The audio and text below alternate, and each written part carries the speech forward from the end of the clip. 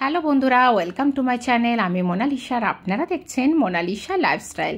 Mona Lisa লাইফস্টাইলের একটা নতুন ভিডিওতে আপনাদেরকে স্বাগত জানাই। আশা করি বন্ধুরা সবাই ভালো আছেন, আমরাও ভালো আছি। তো দেখুন, আজকে আমরা বানাবো ইলিশ মাছের পাতুরি, কলা পাতায় ইলিশ মাছের পাতুরি। আর ইলিশ মাছ হলে আমার বর্মশাই পুরো কাটিং করে, ও খুব পছন্দ নিজের হাতে কাটতে। আর এই ইলিশ মাছটা কিন্তু প্রায় 1 কেজি 100 গ্রাম ওয়েটের, মানে বেশ বড় সাইজের ইলিশ মাছের ওয়েট। খুব বড় বড় রিং পিস দেখাচ্ছে, ক্যামেরায় হয়তো বোঝা যাচ্ছে না। এটা প্রায় 1300 টাকা কেজি নিয়েছিল দুর্গাপুরে যখন নিয়েছিলাম। আর ভীষণ টেস্ট, আমরা তো খাওয়ার পরে ভয়েস ওভার দিয়েছি, ভীষণ ভালো। আর আমার ছেলে মানে পাতুরি খাওয়ার জন্য পাগল করছিল, কিন্তু মাছ কিন্তু খায় না, শুধু মশলাটা খায়। তো দেখুন, পাতুরির জন্য আমি মশলাটা বানিয়ে নিলাম। সেটার জন্য নিলাম একটু পোস্ত, আর নিলাম কালো সর্ষে, আর কাঁচা লঙ্কা নিলাম অনেকগুলো। আর সর্ষে কিন্তু পেস্ট করতে গেলে একটু তিতু তিতু লাগে, সেই জন্য যদি একটু কাঁচা লঙ্কা, নুন আর যদি সর্ষের তেল দিয়ে দেওয়া যায় তাহলে কিন্তু একদমই তিতু হয় না। দেখুন, একটু নুন, সর্ষের তেল আর কাঁচা লঙ্কা দিয়ে দিলাম। এবার আমি একটু হালকা জল দিয়ে একটু ভিজিয়ে রাখতে পারেন কিছুক্ষণ, 5-10 মিনিট, আর না হলে বাড়তেও পারেন, অসুবিধা নেই, তবে 10 মিনিট ভিজিয়ে রাখলে খুব ভালো হয়। আর এটার জন্য পাতুরিতে সব থেকে যেটা ইম্পর্টেন্ট সেটা হচ্ছে ইলিশ মাছটা ম্যারিনেশন করা।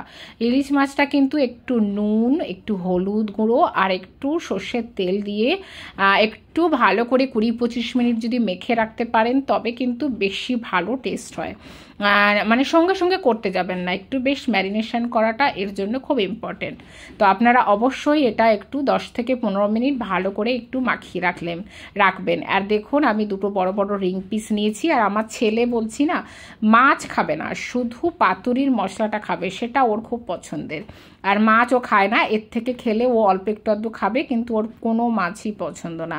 তো যাই হোক, এবার দেখুন এটা ভালো করে আমি ম্যারিনেশন করে রেখে দিলাম। আর দেখুন, মশলাটা 10 মিনিট পরে আমি পেস্ট করে নিয়ে চলে এসেছি। আর একটু ভালো করে পেস্ট করে নিতে হবে, আর একটু মনে হচ্ছে হয়নি, তো আমি আবার একটু ভালো করে আরেকবার ঘুরিয়ে পেস্ট করে নিলাম। আর এইটা দেখুন, নারকেল ছিল, একটু নারকেল কোড়া, সেটা পেস্ট করেছিলাম। তো আমার বর বলল নারকেল কোড়া তুমি দেবে না, তো আমি সেটার রসটা ছেঁকে ছেঁকে নিয়েছি। নারকেল কোড়া কিন্তু অথেন্টিক পাতুরিতে কিন্তু দেওয়া মানে দিতেই হয়, না হলে কিন্তু সেই পাতুরির টেস্টটা আসে না। তো অবশ্যই কিন্তু নারকেল কোড়া দেবেন। আর সেই জন্য দেখুন, আমি নারকেল কোড়ার দুধটা বের করে তার মধ্যে একটু নারকেল কোড়া মিশিয়ে দিয়েছি যাতে ও বুঝতে না পারে। তার মধ্যে আমি আবার এই সর্ষেটা দিয়ে আর একটু পেস্ট করে নেব। আর এই হচ্ছে কলা পাতা, কলা পাতার সাইজটা এইভাবে নিয়েছি আমি। সাইডটা ওই যে বর্ডারগুলো একটু কেটে নিয়েছি, নিয়ে দেখুন এইভাবে সাইড থেকে ভালো করে কেটে নিয়েছি যাতে ওই মোটা দিকটা না থাকে, যাতে ভেঙে ভেঙে না যায়। এটা সুন্দর করে কেটে নিলাম। নিয়ে এবার দেখুন পেস্টটাকে একটা মশলা বানিয়ে নেব, মানে এর ভিতরে মশলা দিয়ে ভালো করে এটা বানিয়ে নেব। তো যেটা সর্ষে আর নারকেলের দুধ দিয়ে যে পোস্ত সর্ষেটা বেটে নিয়েছিলাম, তার মধ্যে দেখুন দেখেইছিলেন যে আমি 4-5-6টা অলরেডি কাঁচা লঙ্কা দিয়েছিলাম। এবার একটু এর মধ্যে আবার একটু নুন দেবো, অলরেডি নুন দিয়েছি, হলুদ দিয়েছি, কিন্তু হলুদ দিইনি। এবার একটু নুন আর একটু দেবো, একটু হলুদ দেবো, চাইলে একটু লঙ্কার গুঁড়ো দিতে পারেন আপনারা, মানে আমি অল্প একটু দিলাম, একটু কালার ভালো হয়, না দিলেও না দিতে পারেন। আর একটু দেখুন সর্ষে দিলাম, অনেকে কিন্তু এতে দই দেয়, টক দই দেয়, তো আমি দিলাম না টক দই, মানে আমার ঠিক পছন্দ না, সেই জন্য আমি দিলাম না। দিতেই পারেন, ভাপাতেও দেয়, পাতুরিতেও দেয়, তবে আপনাদের যে যার যেমন টেস্ট। এবার এইটাকে না খুব ভালো করে মিশিয়ে নিতে হবে।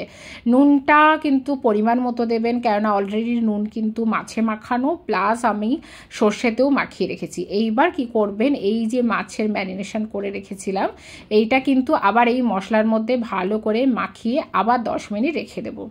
এটা কিন্তু খুব একটা ইম্পর্ট্যান্ট স্টেজ, ঠিক আছে।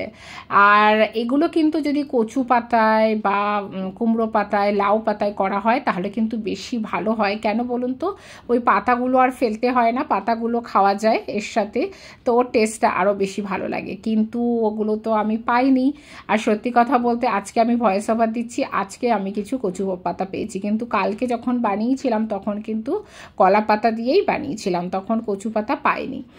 তো দেখুন, আর কলা পাতাগুলো যে কাটিং করে রেখেছিলাম সেগুলো কিন্তু এরকম একটা ফ্রাইং প্যান হোক, তাওয়া হোক, এরকম যদি একটু চেপে চেপে সেঁকে নেওয়া হয় তাহলে কিন্তু কলা পাতাগুলো আর ভাঙবে না, না হলে কিন্তু কলা পাতা ঝট করে ভেঙে যাবে।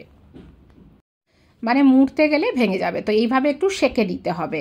চাইলে আপনারা মানে গ্যাসের উপরে দিয়েও এমনি ব্যাস আগুনের উপরে দিয়েও এমনি সেঁকে নিতে পারেন, তবে তাওয়াতে দিয়ে এরকমভাবে সেঁকে নিলে ভালো হয়। তো পুরোটা দেখালাম না, এইভাবে প্রত্যেকটা দিক সাইড ভালো করে সেঁকে নেবেন। আর ওদিকে আমার তরকারি হচ্ছে একটা কুমড়ো পুঁই শাকের। দেখুন সেঁকে নিয়ে আমি এবার মশলাগুলো দিয়ে দিচ্ছি, আর মাছ সমেত একটু ঠান্ডা করে নিয়েছি। তবে মাছের নিচেও কিন্তু মশলাটা দিয়ে দিতে হবে। আমি মনে হয় ক্যামেরাটা অন করেছিলাম, কিন্তু পরে দেখছি ক্যামেরার ভিডিওটা ওঠেনি, মানে অনেক সময় হয় না পজ হয়ে যায়, তো সেটা হয়েছে। তো দেখুন এবার ভালো করে এটা করে, কিন্তু আমার একটা খুব বড় ভুল হয়েছে বন্ধুরা, মানে এইটা করেই আমি না মানে ফোল্ড করে বেঁধে দিয়েছিলাম, এবং খুব সুন্দরভাবে বাঁধাও হয়ে গেছিলো, সব কিছু হয়ে গেছিলো। পরে আমার গিয়ে মনে হলো যে আমি তো মানে ভিতরে কাঁচা লঙ্কা আর সর্ষের তেলটাই দিইনি, মানে উপর থেকে একটু কাঁচা লঙ্কা আর সর্ষের তেল আমাকে দিতে হতো। আমি যখন একদম পুরো ভালো করে বেঁধে টেঁধে রেডি করে তাওয়াতে দেব তখনই আমার মনে হলো, কিন্তু কিছু করার ছিল না। আমি আবার একটু খুলেছি জানেন, একটু খুলে আবার আমি একটু কাঁচা লঙ্কা উপরে কেটে আর সর্ষের তেল দিয়ে আবার একটু ইয়ে করে আবার বেঁধেছি। তো সেটা আর পুরোটা দেখাবো না, জাস্ট অল্প একটু খুলে আমি আপনাদের দেখাবো। কিন্তু আপনারা উপরে সর্ষের তেল আর একটু কাঁচা লঙ্কা কেটে দেবেন, জাস্ট দারুণ হয় খেতে, অসাম হয়, কোনো প্রবলেম হয় না। দেখুন সেঁকে নিয়েছি বলে কলা পাতা কিন্তু কোথাও ভাঙেনি, কিছু হয়নি, খুব ভালোভাবে কিন্তু আপনার হয়ে যাবে, মানে বাঁধা হয়ে যাবে। এবার একটু সুতোটা একটু মোটা টাইপের নেবেন, যাতে কেটে না যায়, ফেটে না যায়, একটু মানে কোনো অসুবিধা না হয়। তো দেখে বুঝতেই পাচ্ছেন আমি যেভাবে খুশি আপনারা আপনাদের বাঁধবেন, যাতে কলার ভিতরের মশলাটা যাতে না বেরোয়। মানে এটা কিন্তু ভীষণ একটা অথেন্টিক খাবার, বাঙালির মনের প্রাণের খাবার, প্রত্যেকের পছন্দের খাবার ইলিশ মাছের পাতুরি। তো একদম বাঙালির মনের প্রাণের ইলিশ মাছের পাতুরি বানিয়েছি। আর একটু ভুলও হয়েছে, মানে বাঁধার পরে তেল আর লঙ্কাটা দিতে পারিনি বলে সেটা সত্যি আমার খুব মন খারাপ হয়ে গেছিলো।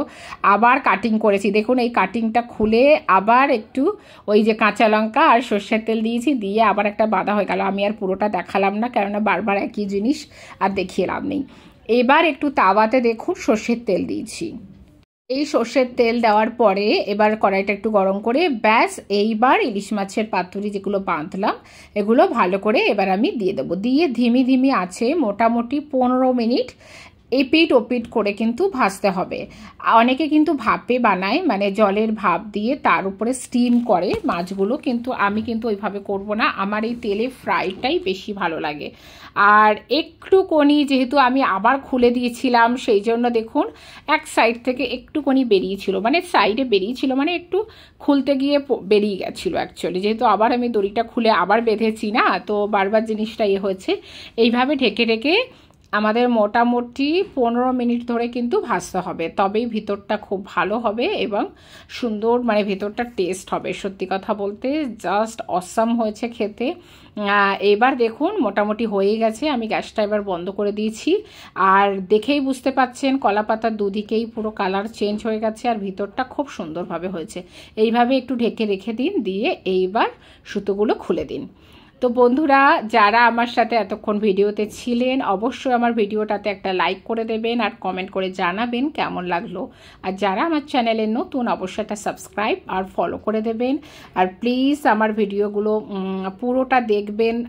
আমি বিভিন্ন রকমের ভিডিও দিই, বিভিন্ন রকমের কিচেন টিপস, তারপরে কুকিং ভিডিও দিই, ব্লগ ভিডিও দিই। তো অবশ্যই আমার সাথে থাকবেন। যদি আমার চ্যানেলে নতুন হন অবশ্যই একটা সাবস্ক্রাইব করে দেবেন, লাইক করে দেবেন আর কমেন্ট করে বলবেন ভিডিওটা কেমন লাগলো।